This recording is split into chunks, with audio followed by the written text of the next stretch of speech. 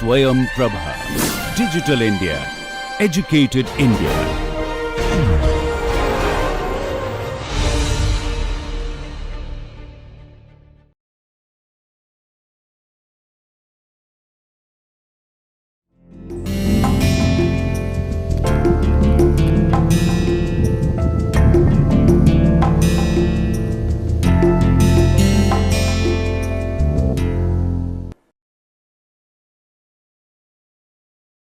Namaste. We move forward with our discussion on industrial organization and conservation, and in this lecture, we shall have a look at competition. So, we begin with a recall. Rational decision making is based on cost benefit analysis, which is a study that compares the cost and benefit of providing a good or a service. So, what we are saying here is that rational decision making, which is the basic assumption that we make in the case of theoretical economics, it says that the rational decision making is based on a cost benefit analysis. What is the cost of doing something and what is the benefit that we are going to receive by doing that activity? And this brings us to the concept of profit. And profit is defined as total revenue minus total cost. And for a firm, the profit is the benefit. So when the firm is making a decision, which is a rational decision, then it bases its decision on the amount of profit that it is going to receive.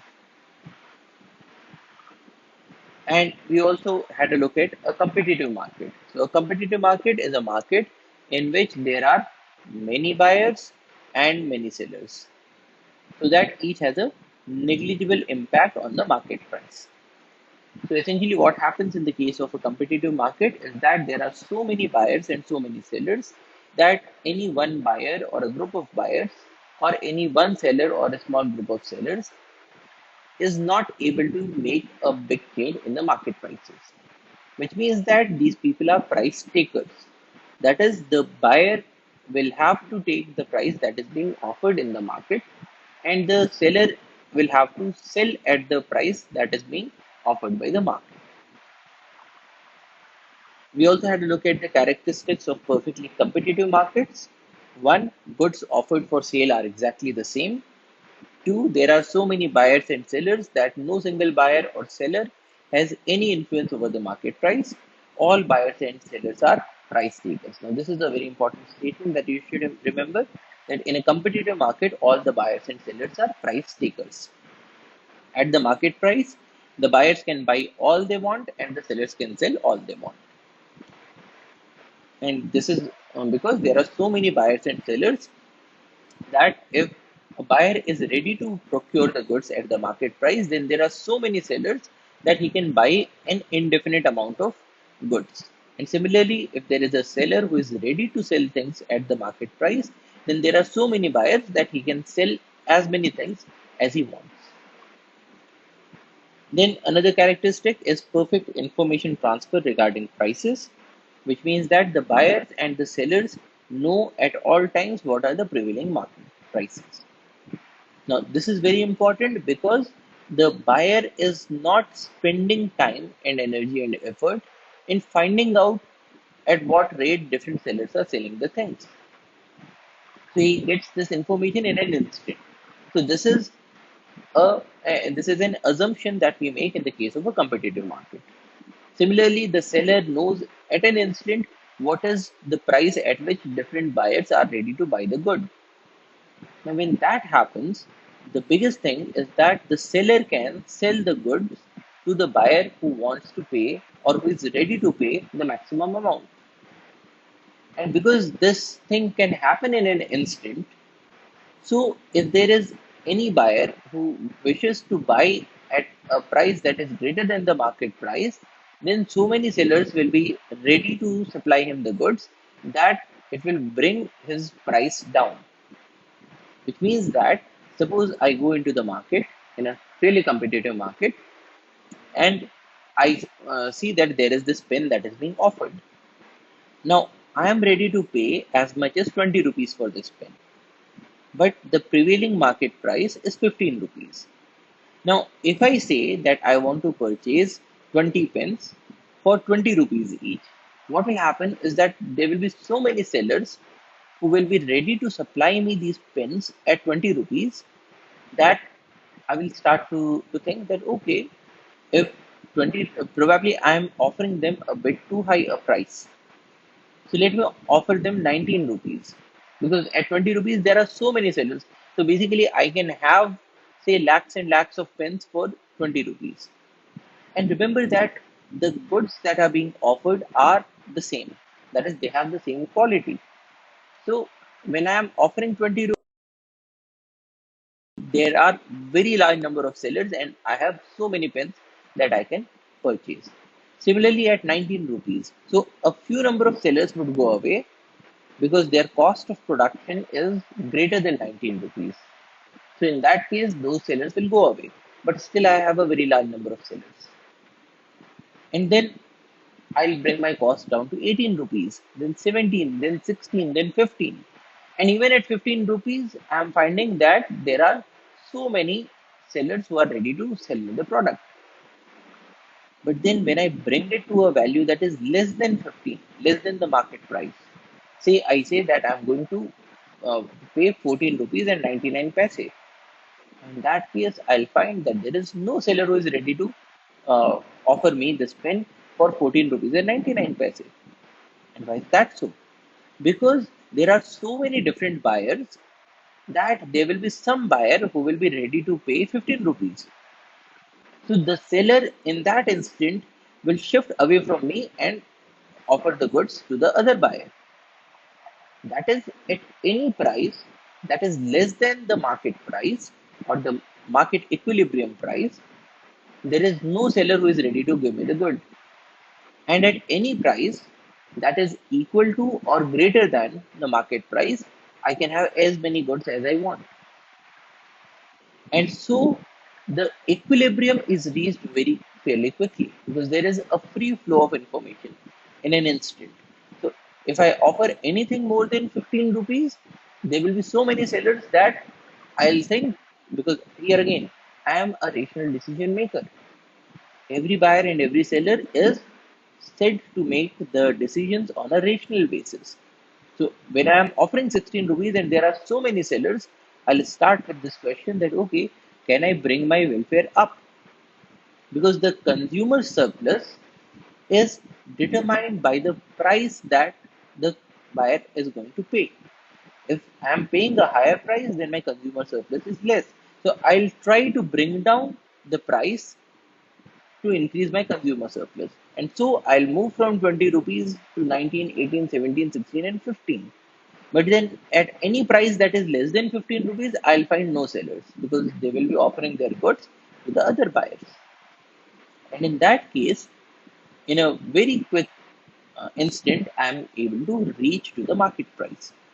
And similarly, in the case of a seller, now if there is a seller who is ready to sell the pen at the market price, that is 15 rupees, he or she will find n number of buyers. If the seller is ready to sell the product at 14 rupees, then he will have so many buyers that again, with the rational thinking, the seller would start to think, okay, can I increase my producer surplus? And the producer surplus of the seller would increase when the price goes up. So at 14 rupees, the seller would say that, okay, there are so many buyers, let me offer them 14 rupees 50 paise. He will still find so many buyers. Then he will slowly and steadily he would bring the price up to 15 rupees. And even at 15 rupees, there are so many buyers. But when he increases it from 15 rupees to 15 rupees 1 paise, suddenly there are no buyers. Because all the buyers are ready to buy the product from the other sellers. Because remember, there are so many buyers and so many sellers. And so this criterion of a very fast movement of information ensures that the competitive market works properly. So this is again a very important criterion. A perfect information transfer regarding the prices. And when we say perfect, it is not just accurate, but it is a cheap information transfer and a fast information transfer. Then there has to be well-defined property rights, free entry and exit into and from the market, Because if there are buyers who find that the prices are too high, then they can go out. If there are buyers who are ready to buy at this price, they can enter into the market. There is no restriction. Similarly, the sellers who find that their costs are less than the market prices, so they can earn a profit, they will enter into the market. Those sellers whose cost of production is very high, they will exit from the market. So, in the case of a competitive market, because we have a very large number of buyers and sellers, and we want to maintain that condition, so there is also a free entry and exit from the market. Then there is rationality, both buyers and sellers try to maximize their utility, and there are zero transaction cost. And when we say zero transaction cost, it means that as a buyer, if I go from one seller to another seller, it should not be the situation that one seller is near to me and another seller lives 10 kilometers away. Because in that case, the cost of moving from point A to point B will also enter into the computation. And so, when we are making the model of a competitive market, we say that there are no transaction costs. The buyer and the seller are able to reach to each other, make all their negotiations in an instant without paying any amount for it. So there are no transaction costs, no cost of moving from one place to another, and no cost of getting the information or transmitting the information. So this is what a competitive market or a theoretical competitive market or a model of competitive market will look like. So these are the characteristics. And we also saw that competition is beneficial because it permits everyone to specialize in what they have the highest comparative advantage in. And comparative advantage is the ability to produce a good at a lower opportunity cost than another producer. Now, when people are doing a specialization and they are producing things in a way that they have the highest comparative advantage, in effect, it brings down the prices. So it increases the efficiency because different people have a comparative advantage in doing different things. And through the specialization, people do what they have the highest comparative advantage in. So in effect, it brings down the prices for everybody. Second, competition increases efficiency or the property of the society getting the most it can from the scarce resources. Now, this is because people are doing what they have the highest comparative advantage in, which means that they are doing everything very efficiently, and so the cost of producing anything is very less. So, the resources that the society has are able to generate the largest quantity of goods and services, so which is beneficial to the society. And specialization and efficiency reduce prices, which also benefits the consumers. Now, let us talk about how a firm is going to decide how much to produce, at what rate to produce, and how to produce.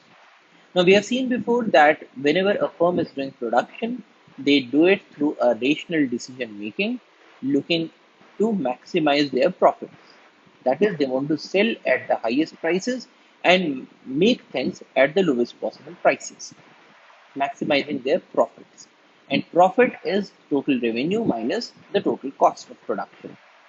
Now, total revenue is given as TR or total revenue is equal to P into Q, where P is the price at which the good is sold and Q is the quantity of goods that are sold.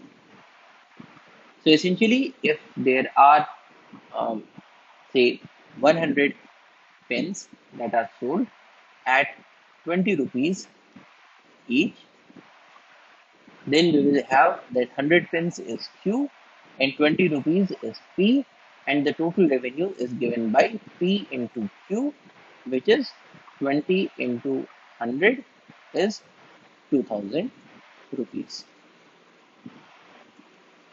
So this is how we find the total revenue. Total revenue is P into Q. Average revenue is defined as average revenue is total revenue divided by the quantity of goods sold.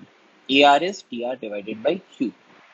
Now, average revenue is more used when we are talking about a situation when goods are sold at different prices.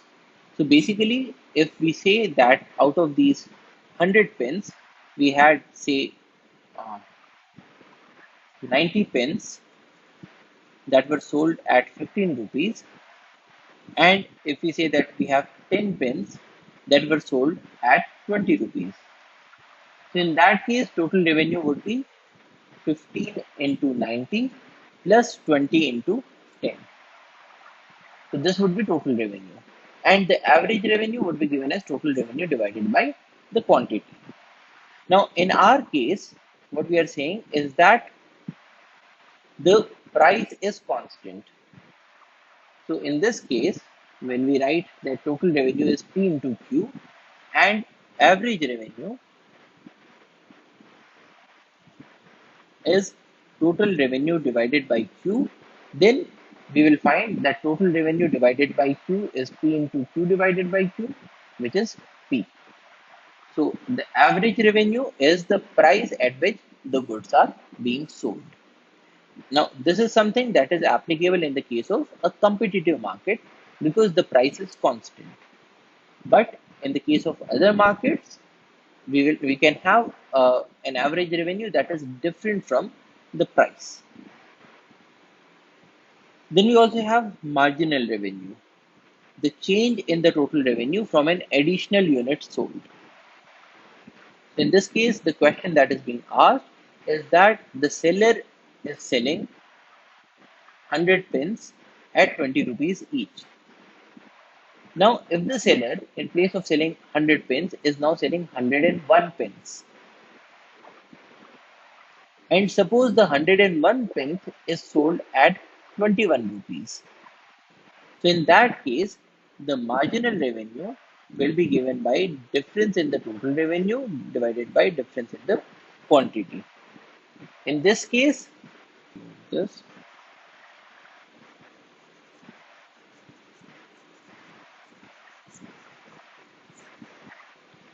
so what we are saying here is that the total revenue earlier, so let us say that we are writing TR1 is 100 into 20 is 2000. Total revenue 2 is when the seller is selling 100 pens for 20 rupees and 1 pen for 21 rupees. So total is 2021 rupees. Now in this case, delta TR will be given by TR2 minus TR1 is 2021 minus 2000 is 21 rupees. So the change in the revenue is 21 rupees and the change in the quantity is 101 pence minus 100 pence, which is 1. So in this case, the marginal revenue will be given by 21 rupees. Now, this is a theoretical construct, but when we are talking about a perfectly competitive market, in that market, everybody is a price taker. The seller is a price taker, the buyer is also a price taker, which would mean that the 101 pence will also be sold for 20 rupees. And in that case, the marginal revenue will also be 20 rupees, which is equal to the price. So, marginal revenue is the change in the total revenue from an additional unit sold, delta TR divided by delta Q. And in the case of a perfectly competitive firm, we will have average revenue is equal to marginal revenue is equal to the price. Because in this case, what will happen is that average revenue is total revenue divided by quantity is P into Q divided by Q is equal to P, and the marginal revenue is delta TR divided by delta Q is equal to TR for selling n plus 1th item minus TR for selling nth item divided by n plus 1 minus n. So delta TR is the uh, the total revenue for selling the larger number of quantities minus total revenue for selling the smaller number of quantities. And in this case, we are talking about the change in the revenue for by selling one extra item. So earlier the seller had sold n items and now he's selling n plus 1 items. So which is why we are having TR n plus 1 minus TR n. Now in this case, total revenue for selling n plus 1 items will be P into quantity, which is here n plus 1, minus TR for n items is P into n, divided by n plus 1 minus n is 1, which in turn becomes, so this now becomes Pn plus P minus Pn divided by 1. Now Pn and Pn get cancelled, is equal to P. So what we are finding is that AR is equal to P and MR is also equal to P. So in total, what we can write is that AR is equal to um,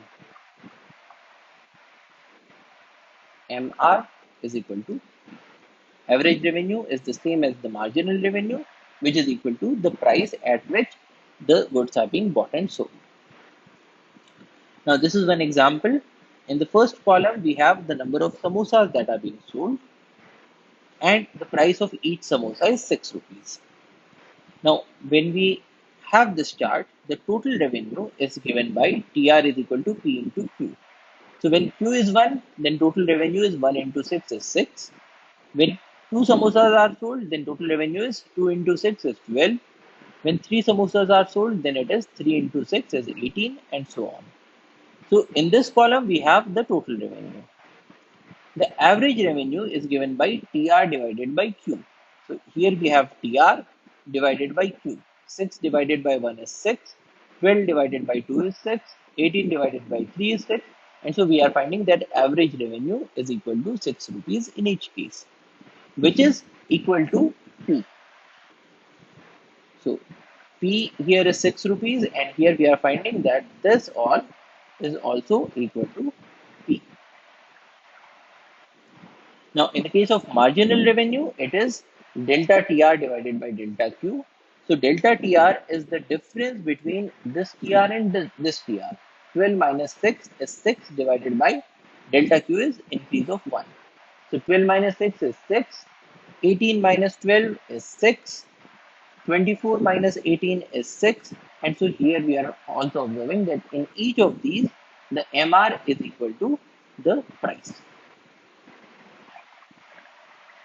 So for a competitive firm that is a price taker, the average revenue is equal to the marginal revenue is equal to the equilibrium price in the market at which the goods are being sold. Now the thing is that when a firm is making the goods and is selling the goods, the aim of the firm is the maximization of the profit. So we saw this in the case of the cost benefit analysis.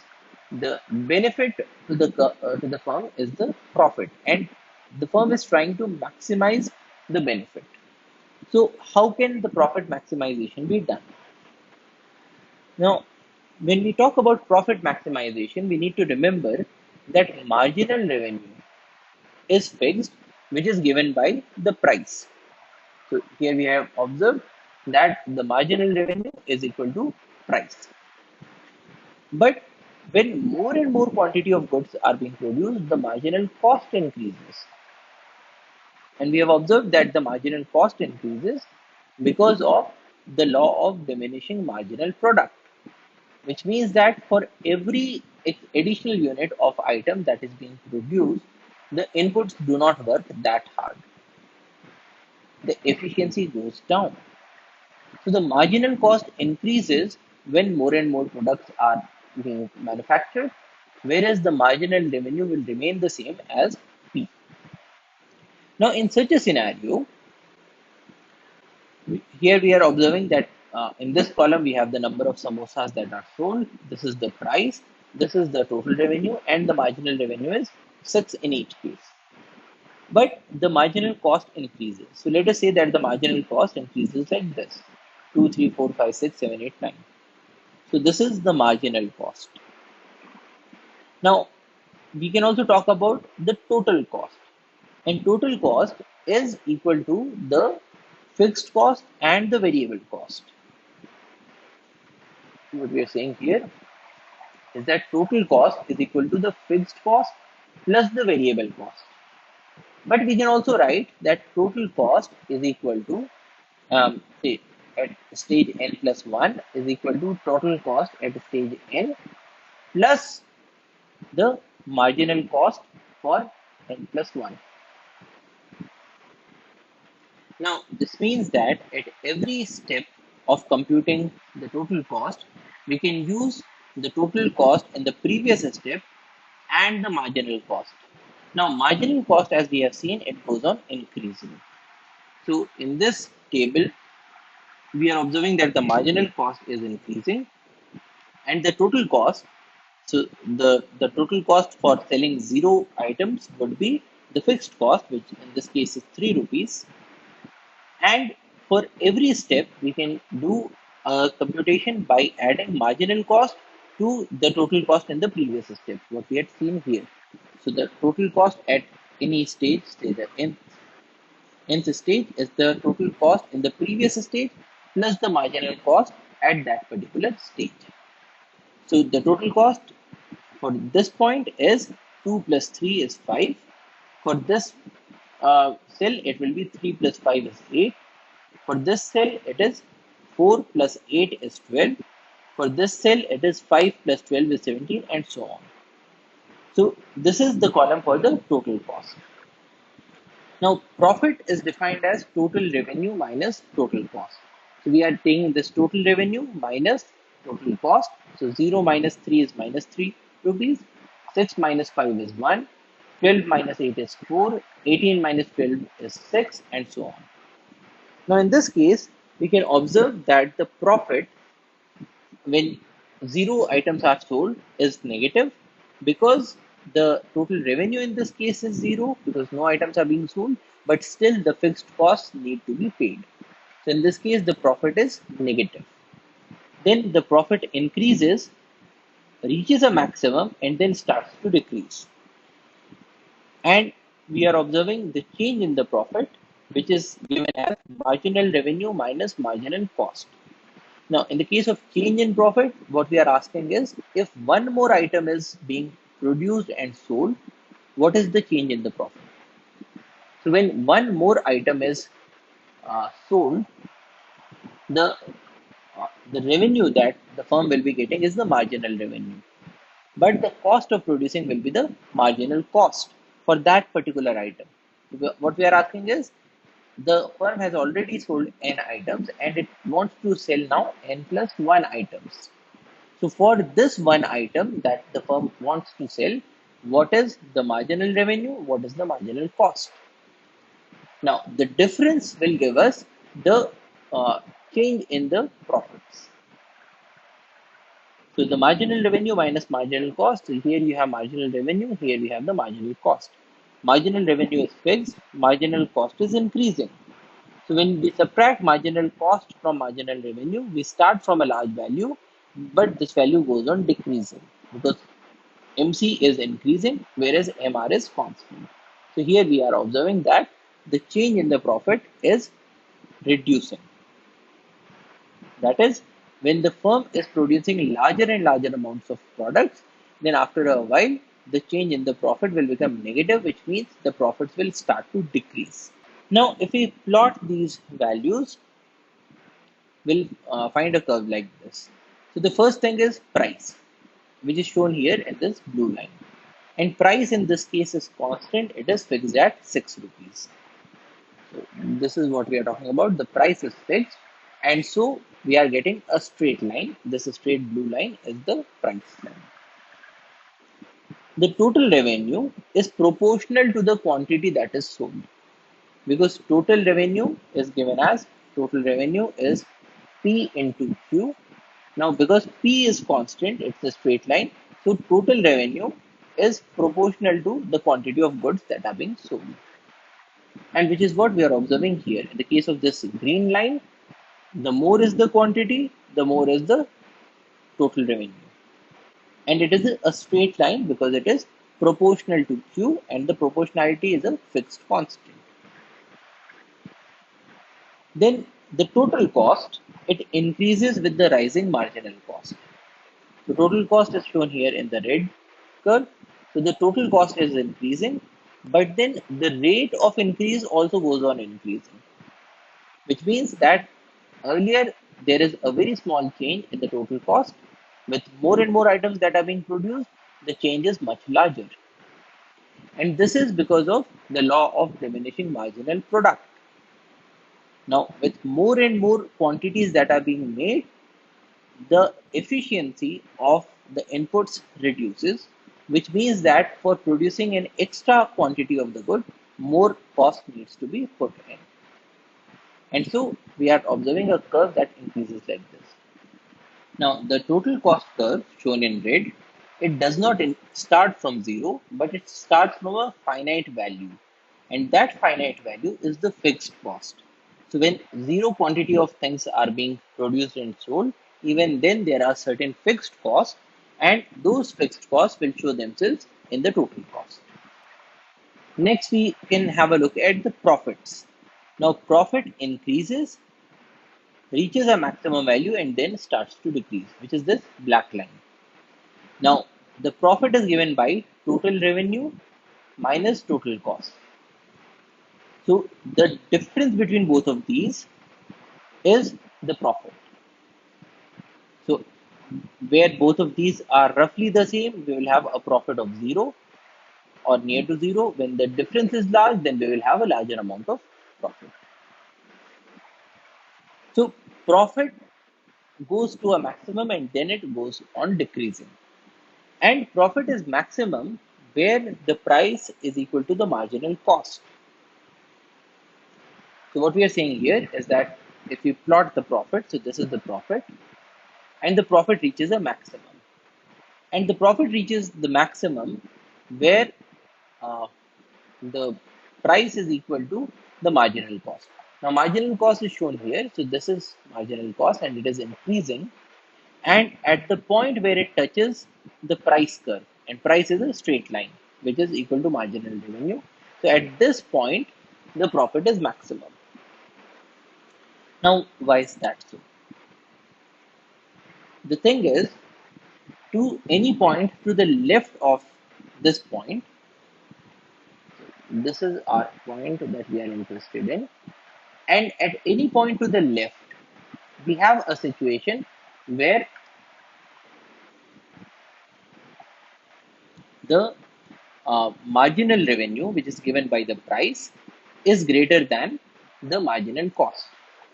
So, what we are saying here is that at points on left, the marginal revenue, which is equal to price, is greater than the marginal cost. Now, if the marginal revenue is greater than the marginal cost, it means that if one more item is produced, then the cost of producing that item is less, but the increase in the revenue that we will get will be greater, which means that the production of any extra item will add to the profit because for all of these points, the marginal revenue is greater than the marginal cost. So if one more item is produced, we will get uh, a larger amount of revenue, but the increase in cost will be less. So for any such point, it makes sense to produce more number of items. So it makes sense to move to the right. So for all the points to the left of this point, it makes sense to move to the right. But for any point to the right of this fixed point, so we are talking about this point. So at any point to the right, what is the situation? We have a situation where the marginal cost is greater than the marginal revenue, which means that when any further item is produced, then it costs more to produce that item than the increase in the revenue that we will get by selling that item. which means that the more the items that are produced, the lesser the profits will become, which means that it does not make any rational sense to make that item. So, at any point to the right of this point, we will come to the conclusion that no, we are already making a bit too much and we should be making a bit lesser. So all these points will try to move to the left, all these points will try to move to the right, and they will reach to this point. So for all the points to the left, what we are saying is that if we increase the number of items, then we can increase the profit. For all the points on the right, we are saying that we are already making a bit too much, we should reduce the quantity. And so this will be the quantity at which the profit will be maximized. So profit is maximum where P is equal to MC, which is the price is equal to the marginal cost of production. We can also say that profit is maximum where MR minus MC is equal to 0, which is marginal revenue minus marginal cost is equal to 0. That is, this is the marginal revenue line, which is the price line, and this is the marginal cost line. And we are saying that profit is maximum where the difference is 0. That is, if this is the difference, then, and if we take another point, say this point, so we are taking these 2 points. Now, at this point, there is a certain amount of profit because the marginal revenue is greater than the marginal cost. But if more items are produced, here again we are getting a profit because the marginal revenue at this point also is greater than the marginal cost of production. And similarly at this point. So for all of these points, the marginal revenue is greater than the marginal cost. But once we cross this point, we will reach to a point where the marginal cost of production is greater than the marginal revenue that we will get. So after this point, we should stop producing any more items. Because if we cross this point, then we will reach to a stage where it costs more to produce the good and we will get a lesser amount of revenue in return. That is, the profit will go down. So the profit is maximum at the point where this difference is 0. Because if this difference is greater than 0, then there is still a scope to produce more items and get more profit. Whereas if this difference is negative, then it means that we are already producing a bit too much. So the point at which this difference is 0 is the point of the maximum profit, which is what we are observing here. So this is the point of the maximum profit. Next, we can also say that profit is maximum at the peak of the profit curve, which is very obvious because when we are reaching to the peak of the profit curve, that is the maximum profit. After that, the profit will decrease. Now, next thing is that we can have a maximum profitability, but how do we maintain that profitability for a long period of time? That is the next question that we need to analyze. So, if you look at this chart, we have the number of samosas that are sold, the price, and the price is fixed. The marginal cost increases, the total cost also increases, the fixed cost is fixed, and fixed cost is given by the total cost for zero production, which is 3 rupees. Now, the difference between the total cost and the fixed cost will give us the variable cost. So, for 0 items, it is 3 minus 3 is 0. For 1 item, it is 5 minus 3 is 2. For 2 items, it is 8 minus 3 is equal to 5. So, we can compute the variable cost. And variable cost is given by variable cost is equal to total cost minus the fixed cost. And this is because total cost is fixed cost plus variable cost. So we can compute the variable cost in this manner. Now, with this, we can also compute the average total cost and the average variable cost. Average total cost is total cost, which is this value, divided by the quantity that is sold. So total cost here is 5 divided by 1 is 5. For this value, it is 8 by 2 is 4, then 12 by 3 is 4, then 17 by 4 is 4.25, and so on. So this is the average total cost. We also have the average variable cost, which is variable cost divided by the quantity sold. So here it is 2 by 1 is 2, then 5 by 2 is 2.5, then 9 by 3 is 3, then 14 by 4 is 3.5, and so on. So we can compute the average total cost and the average variable cost. Now the thing is, when we plot these values together, so we have a fixed price which is equal to the marginal revenue. We have a marginal cost that goes on increasing, and we have observed that the firm earns the maximum profit where the marginal cost is equal to the price, which is what we have seen before. Profit is maximum where P is equal to MC. Now in this case, when P is equal to MC, we are getting the maximum profit. Now, if you look at the average total cost, it decreases and then it increases. And we have observed this before because when we look at the total cost, now total cost is fixed cost plus variable cost. Now, average total cost will be given by total cost by Q is equal to FC by Q plus VC by Q.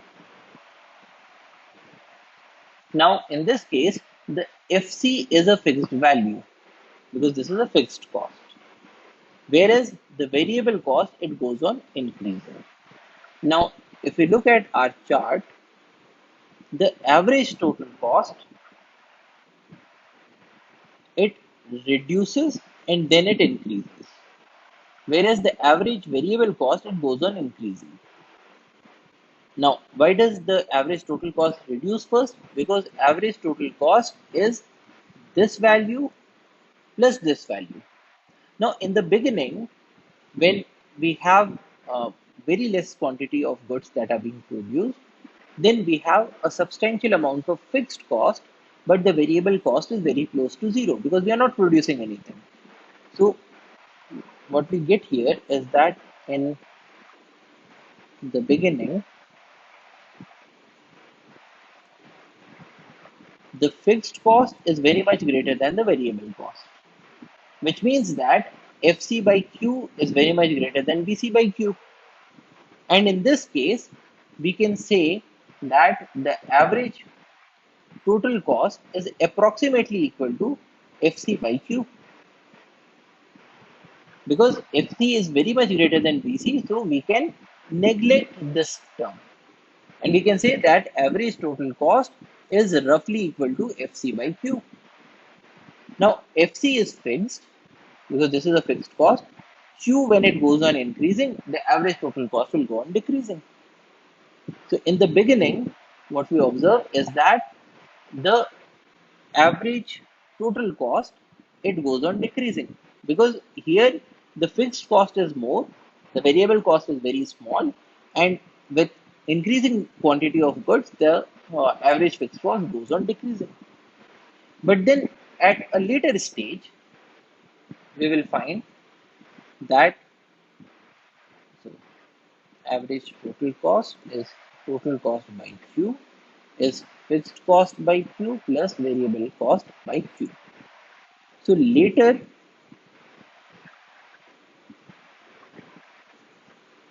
we will find that the variable cost has increased, and so the variable cost is now greater than the fixed cost. When that happens, we can write that TC by Q, or the average total cost, is approximately equal to VC by Q. Because in this case, we can neglect this term because this is now very much less than VC by Q. So average total cost in this case is approximately equal to VC by Q, which is equal to the average variable cost. And what we have observed here is that the average variable cost, it goes on increasing. So in the later stages, we will find that the average total cost also goes on increasing. And this black line is showing us the average variable cost, which is increasing. So we have observed that this is the point of the maximum profitability. But then we can also talk about profitability in the long run. Now, in the long run, what we are saying is that if this is the average total cost, and if this is the price that we get, as long as the price is greater than the average total cost, we should be producing the goods, which means that the cost of production is less, the selling price is more, so there is some profit. It may not be a very large profit, but there is some profit. And so we should continue the production in the long run if the price is greater than the average total cost. So we will continue to produce goods till this point where the price is greater than the average total cost. After this point, the price is less and the average total cost it has increased. So now we are moving into a point of loss. And so we should not cross this point, but this is the point for long-term profitability. So in the long run, a firm should shut down if the revenue is not able to meet the total cost of running. Because here again, the firm is making decisions based on rational decision making. And if the revenue is not able to meet the cost of production, then the firm should shut down. So in this case, what we are saying that the firm should shut down when the total revenue is less than the total cost, or TR is less than TC. So if we divide both the sides by Q, we will get TR by Q is less than TC by Q. Now TR by Q, this term is equal to price. Price, because we have seen that the total revenue is equal to P into Q. And so TR by Q is equal to P into Q by Q is equal to P. So what we are seeing here is that P is less than TC by Q, and TC by Q is the average total cost. So a firm should shut down when P is less than ATC. That is, price is less than ATC, then the firm should shut down. And if the price is greater than ATC, then in the long term, a firm should enter the market. Now remember that in the case of a competitive market, we had said that there is a free entry and exit. And what we are saying here that is that if the price is less than the average total cost of production, then the firm should shut its operations and it should move out of the market. But if the price is greater than the average total cost of production, then a firm should enter into the market and start production. So this is in the long run. So what we are saying is, if we uh, if we drew the supply curve in the long run, we will see that this is the average total cost, and we saw that the average total cost it decreases, then it increases. So the average total cost and the marginal cost curve will cut the ATC at this point, the point of the minima, which is what we have observed before. Now above the ATC, the MC curve or the marginal cost curve becomes the supply curve, because the supply curve is given by the cost of producing things. And so above this price, this is the supply curve. But below this price, the firm will not supply according to the marginal cost, but the firm will shut its operations and supply zero quantity. So when the price is this, or the price is this, or the price is this, the firm should produce zero quantity of goods. It should not be producing at all. But once the price has increased above the minima of the ATC, then this curve, which is the MC curve, the marginal cost curve, that becomes the supply curve. Now this is in the long run. In the short run, the firm will have a different profitability. Now this is because the firm will ask the question that if the total costs are not being met, are we at least able to meet the variable cost, the cost of maintenance of the firm? Now that is the variable cost. Now in the short run, what we say is that the firm should continue its operations in the short run till this point where the average variable cost is less than the price, which means that it is at least able to meet the cost of running, because there is always a sunk cost in all the operations. A sunk cost is a cost that has already been committed and cannot be recovered, which means that if there is a hotel, then there is the cost of land, there is the cost of construction, and if you shut the operations, you will not be able to recover this cost. So this is already a money that has been put inside. Now, if we forget this money, so if we forget that we had put so much of investment, what is now the cost of at least running the operation is what the firm is interested in knowing in the short run.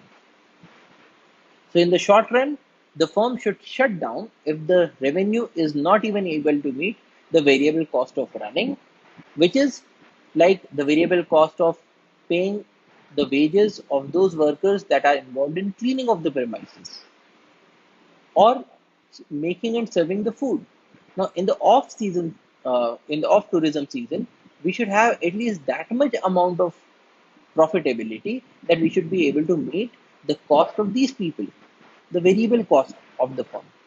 So, in the short run, the firm should shut down if the revenue is not even able to meet the variable cost of running, which means that the total revenue is less than the variable cost.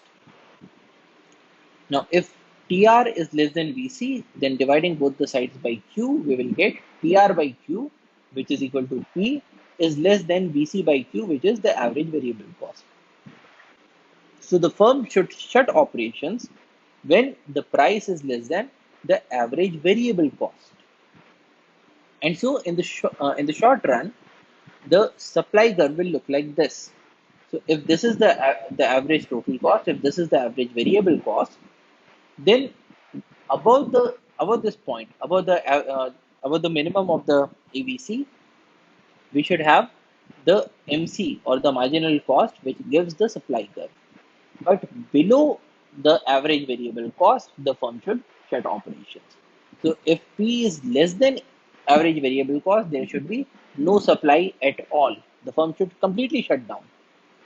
If the P is greater than the average variable cost, then in the short run, the firm should be supplying things, but only in the short run. In the long run, the firm should only be supplying if the price is greater than the average total cost.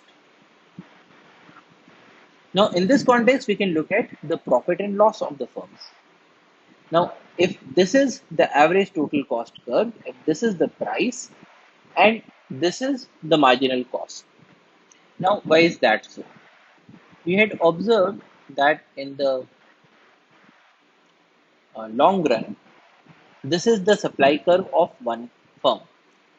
It says that if the price is less than the ATC, then the firm should shut operations. But if the price is more than the ATC, then this is the supply curve. Now, if the price is greater than ATC, then one firm will enter into the market. Now, in the case of a competitive market where the firms have a free entry and exit, we will have the situation that whenever the price is greater than ATC, there will be some firm that will get inside. Whereas when the price is less than ATC, then there will be some firm that will be going out. So in essence, the long-term market supply curve will be given by this price curve. So at this price, any amount of any quantity of things can be bought or sold, because of the free entry and exit, there will be at least some firms who will be supplying the goods at this price. So in the long run, the market supply becomes a straight line. So at this price, any quantity of good can be bought or sold because the firms are entering and exiting from the market. Now the question arises, at this price point, the profit of the firm is zero because the profit is given by this one. The profit is given by P minus ATC into Q. Now in this case, when P is equal to ATC, then you have P minus ATC is equal to 0. So 0 into Q is also equal to 0. So the firm is not earning any profit, but still it is supplying. Now, why would we have such a situation? The answer is because the profit is given by total revenue minus total cost. And total cost also includes the opportunity cost. Now, this is why we make a distinction between accounting profit and economic profit. Now, accounting profit is given as total revenue minus the explicit cost, which is the cost for which a firm is outlaying money. That is the cost of, say, land, the cost of the inputs, the raw materials, the cost of wages, and so on.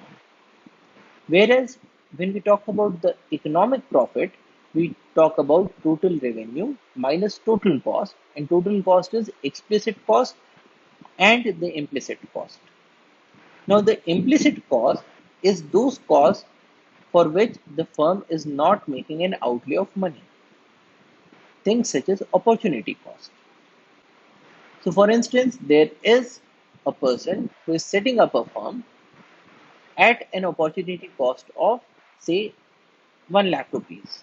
Because if this person was not running this firm, he would be earning a profit, earning an income of 1 lakh of rupees from some other source.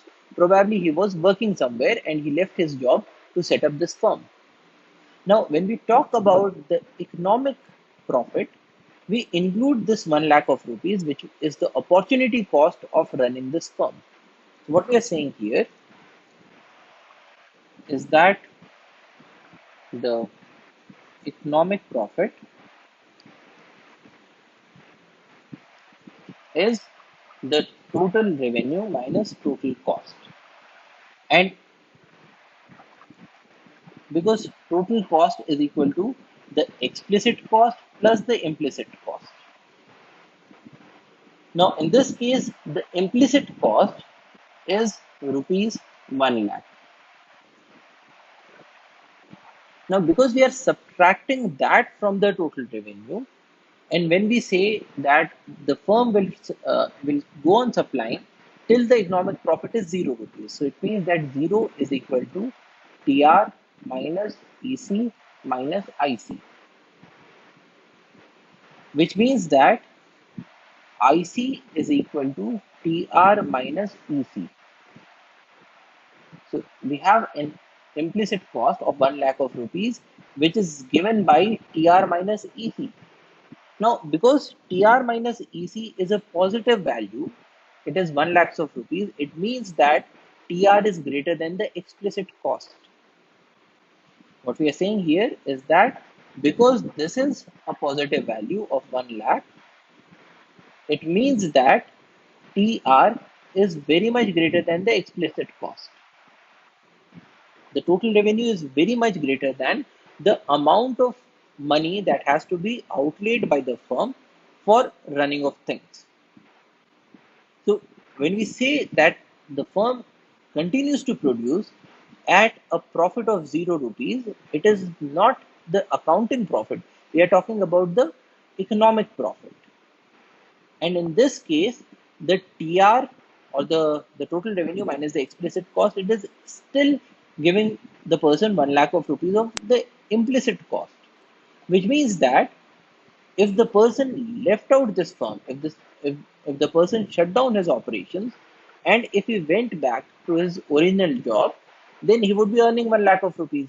But when he is running this firm and not earning 1 lakh of rupees from there, he is still earning that 1 lakh of rupees from his new firm, which means that when we talk about an economic profit of 0 rupees, it is still giving the person at least that amount of money in profit that he would have earned otherwise. So the person is still having a substantial sum of money as income. It is not the income from the wages that he was earning in his previous occupation, but this is the profit that he is earning. And which is why the firms are able to work at a profit of 0 rupees. So in this lecture, we had a look at how profit is computed and how firms maximize the profit and continue to maintain a profitability, both in the long run and the short run. And because the running of the firm is also uh, related to quite a number of problems of conservation, so it is important for us to understand what keeps a firm running. So that's all for today. Thank you for your attention. Jai Hind.